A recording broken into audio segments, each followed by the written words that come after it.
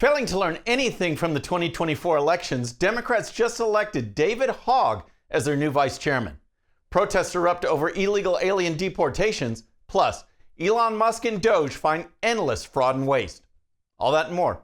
I'm Bobby Eberle. This is a 13-minute news hour. God bless the United States of America.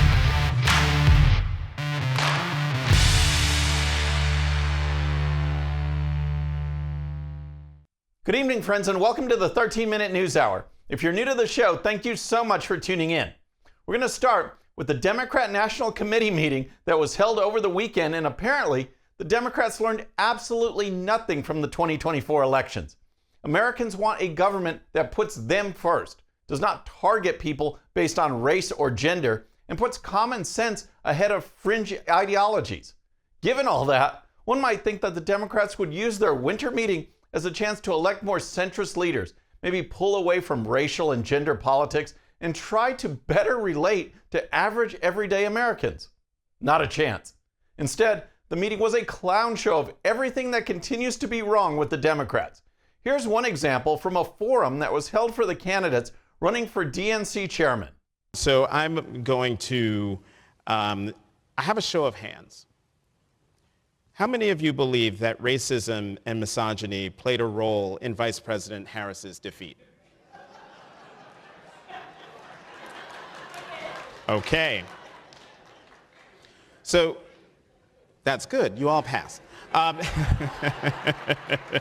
In that one small clip, we see that Democrats are going to continue to blame their losses on racism and misogyny.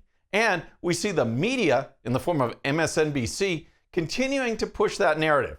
But that was just the start of the weekend. Here's the outgoing DNC chair trying to explain who members can and can't vote for. Our rules specify that when we have a gender non-binary candidate or officer, the non-binary individual is counted as neither male nor female, and the remaining 6 offices must be gender balanced. With the results of the previous elections, our elected officers at this point are currently 2 male and 2 female. In order to be gender balanced, we must add 1 male, 1 female, and 1 person of any gender. When we have a gender non-binary candidate or officer, what? When this meeting is watched by the general public, how do these people think Joe and Jane Smith in Flyover America will react? Going back to the candidate forum for just a bit, here's how things got started with the candidate introductions. We'll begin with the opening statements. Each candidate will have 30 seconds, and we'll start with Dr. Quintessa Hathaway. Good evening, everyone. It is my desire to be the next DNC chair, and I just want to give you all a little bit of something that's been on my heart here over the last couple of days. When your government is doing you wrong, you fight on, oh, you fight on. Thank you, thank you, Dr. Hathaway. So, how did the elections actually go? Did the Democrats emerge with bold new leadership to take the party in a different direction from Harris and Walz and the radicals? In a word, no. During the 2024 campaign, Harris picked Minnesota radical Governor Tim Walz. And now, just a few months later, DNC voters selected Minnesota's Democrat Party chairman, Ken Martin, to be their leader. The Party of Diversity ended up electing 2 white guys to be their leaders. It's just comical. Here's more on Martin from News Nation. Ken Martin also, he's from Minnesota, and so there's that sort of Minnesota nice that he relies on.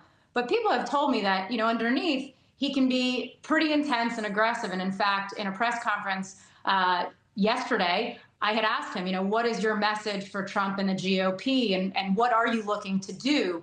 And he said one of the things he does in Minnesota, and he believes he's been so successful, is he goes low and he allows the candidates to go high. And then, in the biggest joke of all, the DNC moved on to the vice chairman election, and far-left youth activist David Hogg emerged as the winner. You just can't write a better script than this. With President Trump causing a huge swing in youth voters, moving more young people to the right, the DNC responds by electing a radical. I am the only candidate in this race for any of these positions that is under 30. We had a 20-point shift to the right of our young people. We must show our young people we give a damn about them, that we support them, and we invest in them. I have raised over $11 million in the past year to support the future of our party, because I don't just tweet, I don't just talk the talk, I also walk the walk and I knock the knock in doors across the country. I wonder how many doors he knocked on in all those swing states that went for Trump. I say the more, the better, because if voters get a sampling of David Hogg, that is about the best advertisement you can have for voting Republican. All right, next let's talk about the deportation protests. But first, if you're new to the show or haven't subscribed yet, regardless of platform, just search out my name, hit that subscribe button, make sure notifications are turned on. That way you can follow the show and help us grow. Next, Border Czar Tom Homan and agents from Immigration and Customs Enforcement have arrested close to 8,000 people who are in this country illegally, most of which have other serious criminal violations. Deportation flights continue to take these offenders back to their country of origin, and while all of this is going on, protests are breaking out against these efforts. Apparently, there's quite a market for lawlessness, crime, gangs, drugs, and human trafficking. Check out this protest from Los Angeles.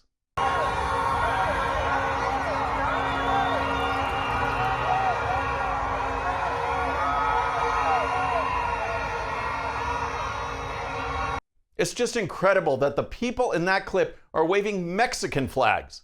They love Mexico so much, but they don't want to return to it. How does that make sense? If they truly loved America and wanted to stay, wouldn't they be waving American flags?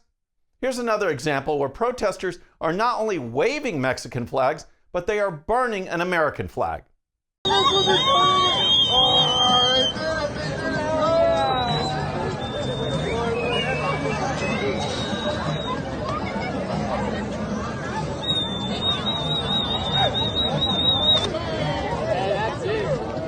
Unreal. Despite the protests, Border Czar Tom Homan said that illegal border crossings have decreased tremendously in just 2 weeks.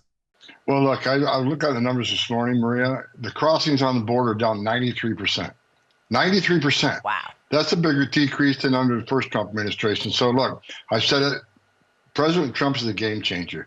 No one has had the success he's had on securing the border. He clearly understands we can't have strong national security if we don't have border security. We need to know who's coming in, what's coming in, where it's coming in, why it's coming in. And we have achieved a success on the border already. We got more work to do. Remember how the media and Democrats kept saying you needed bogus legislation to solve the problem? Joe Biden created this mess. Mayorkas did nothing to stop it, and the media ignored it. Until they tried to blame Trump for stopping, quote, much needed legislation. Well, 2 weeks into Trump's second term, with no new legislation, and the results are dramatic, simply because we have a president who is following the law and putting America first.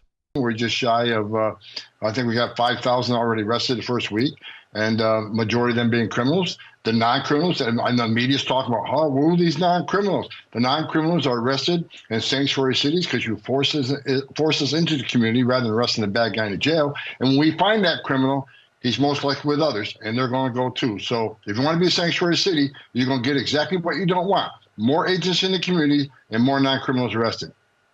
Homan made one very important point for those who are complaining that some of those who have been rounded up don't have additional criminal charges. If the sanctuary cities held the bad guys in jail, then ICE would get them in jail. Instead, they are set free and ICE has to go where they are.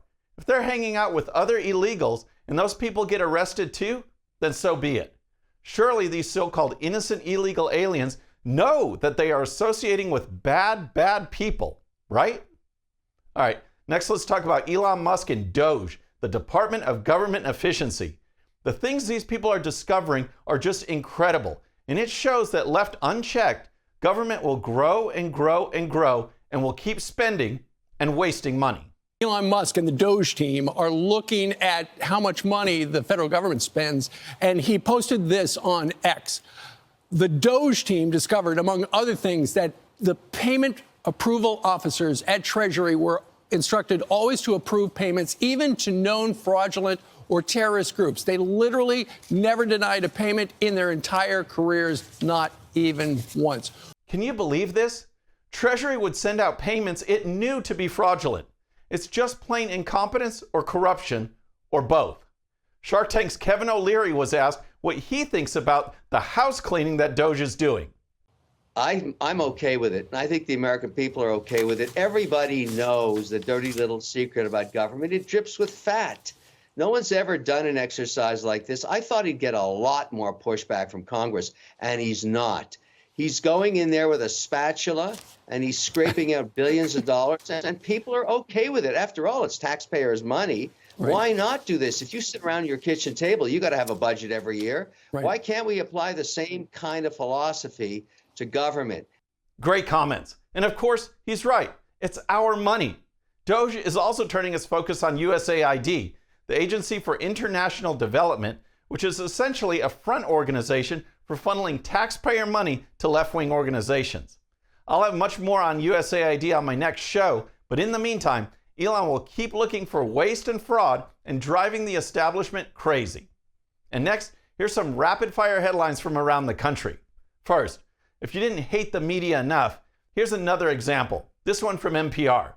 Ever since 2 astronauts set off for an 8-day mission in June but were unable to return due to problems with their spacecraft, the term that has been used to describe them has been stranded.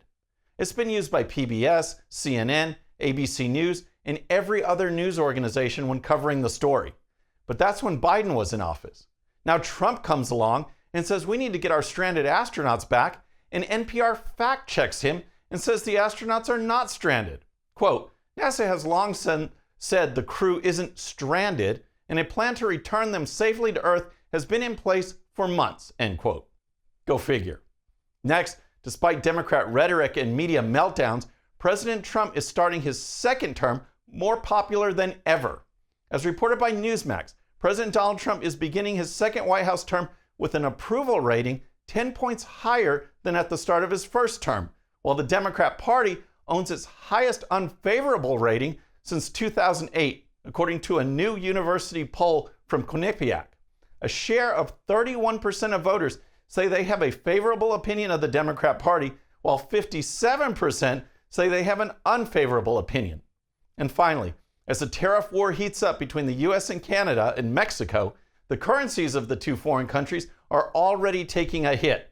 As reported by the Gateway Pundit, Canada's dollar and Mexico's peso took a hit over the weekend, with Canada's dollar sliding to its lowest level since 2003, one day after President Trump imposed tariffs on the two nations. Chief economist at Mexico's Banco base, Gabriela Siller, says, quote, if the tariff stays on, it will be a structural change for Mexico, and Mexico could go into a profound recession that would take years to come out of, end quote. That could be the case, or these countries could simply step up and do the right thing. As it turns out today, Mexico agreed to deploy 10,000 troops to the US-Mexico border in exchange for a 1-month delay on the tariffs. Now, we'll see what Canada does next. Friends, that's our show for today. I hope you enjoyed it. Remember, today's show's one sheet is available to Patreon supporters using the link in the description.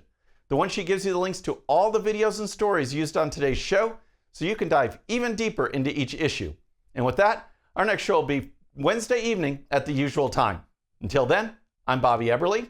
This is a 13-Minute News Hour.